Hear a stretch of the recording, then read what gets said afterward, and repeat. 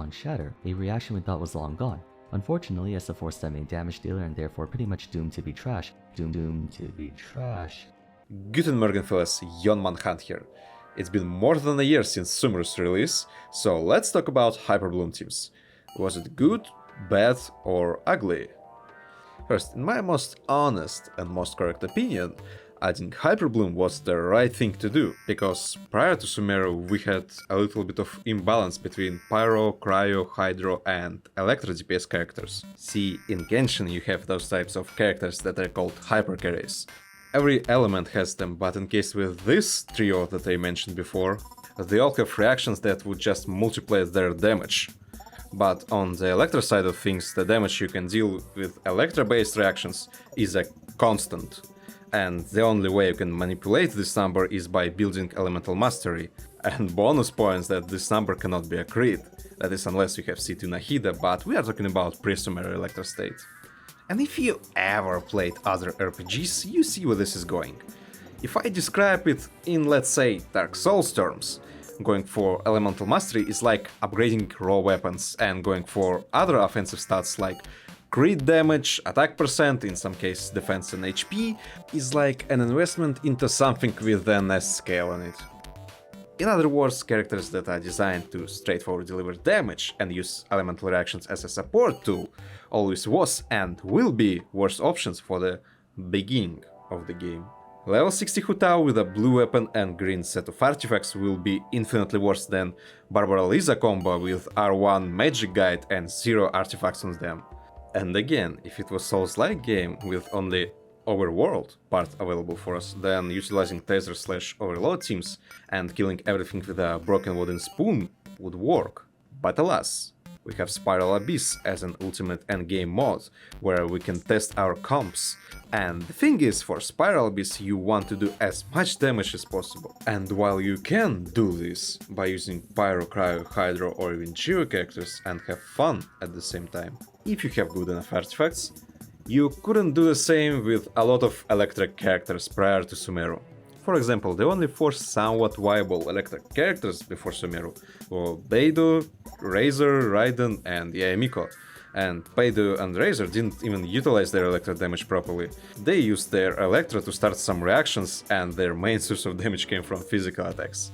And yes, as always, you could clear the abyss with electro characters, but it would be seen as if you wanted to add some type of challenge into the abyss, sort of like beating GTA with Chaos Mode.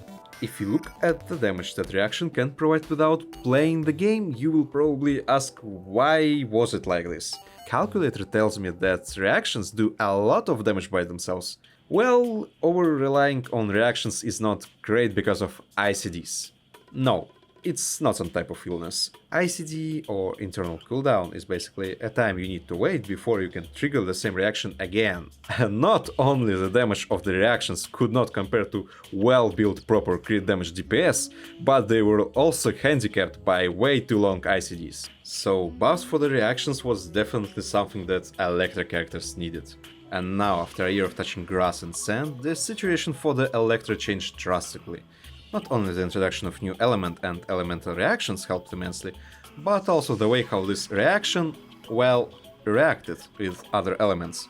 For example, you can still proc Electro charged while proccing Hyperbloom at the same time, plus Electro seeds have much smaller ICD than other reactions, and you can create a lot of them before triggering them.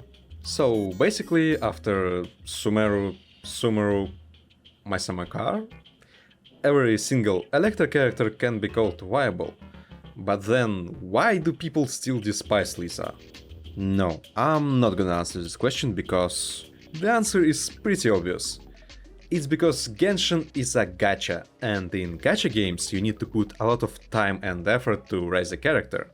And if you're a new player, because of the amount of new stuff you need to learn, you will also seek justification for why you should build X character. Plus, before Sumeru, Lisa was And so, I will tell you what Lisa is good for nowadays, and why you should probably build her, and how you can build her if you want to. Okay, Lisa's most viable attack is her burst, and just like Taurus burst, it hits target a lot of times, it hits fast and deals practically no damage on its own. Well, maybe situation can be fixed with help of good support, some 5-star R5 weapons, well, no. Even then her damage of auto attacks and elemental skill is abysmally low, and unlike Dory, her burst doesn't heal you, it instead shreds all resistances by 15%. So in this case she cannot freeze the slot for a healer like Cookie or Dory can. Her pure damage output sucks, but Lisa is the best electric character for new or free-to-play players. But why? Well, let's think outside of the box. First of all, what her abysmal damage on all 3 level 10 talents can possibly mean? That's right, that means that you can just leave them at level 1. Her talents cannot influence the damage done by Electrocharge, Overload and Hyperbloom because it's the job of Elemental Mastery stat. That alone can already save you 5 million mora, almost 2,500 resin and a lot of other materials. And also, because she is not a healer, you need to focus only on 2 stats, Elemental Mastery and Energy Recharge.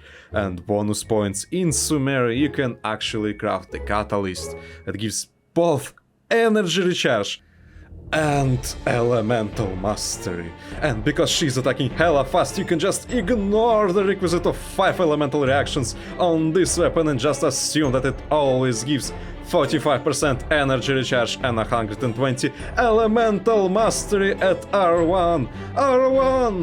And at R5 it gives 190 elemental mastery, and she also has a big head.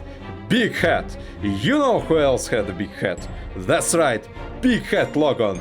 They called him Big Hat Logan because he wears a big hat! And...